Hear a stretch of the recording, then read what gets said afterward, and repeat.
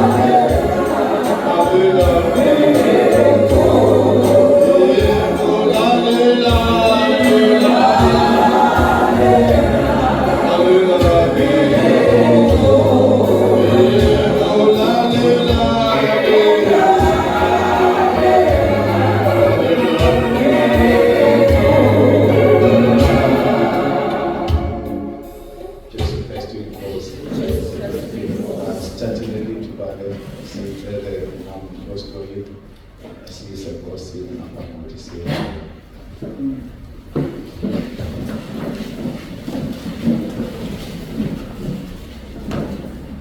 Baba, egameni leNkosi yethu Jesu Kristu, udumo lungolwakho nezibongo zikufanele. uNkulunkulu okudale yedwa izulu nomhlaba, wadala nomuntu. Sikhona, sidaliwe nguwe, sakufuza, osisigcine ofuzweni usiphelona.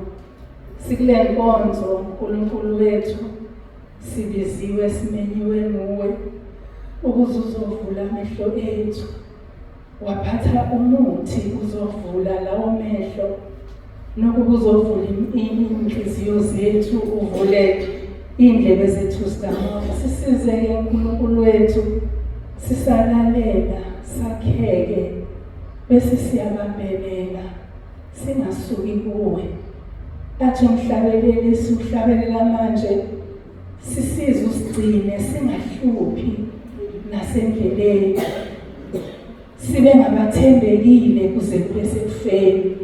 Lokho-ke Nkosi esikucelayo namhlanje, ngoba uthe uma sihlala kuwe namazwi akho ehlala kithi, sicele esikuthandayo sikwenzelwe, esikuthandayo kuhlala kuwe. Sithanda Nkosi singahluphi nasendleleni kuze kube sekufeni. Udumo lungolwakho lokufanele. Misa umntwana wakho ozoqhuba lolu hlelo namhlanje, bese ubiyela lowo osobekile amazwi akho kuye, ukuba sikhanyisele singamboni yena, singamuzwa yena, kodwa sizwe wena uqobo ukhuluma nathi. Ekwenzeka Nkosi ngaphambilini abantwana bakwa-Israyeli basaba ukukhuphukela kuwe, kodwa bakuzwa ukhuluma Nkosi ekudumeni kwezulu. Siyabonga-ke Nkosi nangalesi sikhathi sikwethembile. Siyakuthanda Nkosi, kodwa wena usithande kuqala. Udumo lungolwakho, izibongo zikufanele uJesu Kristu Nkosi.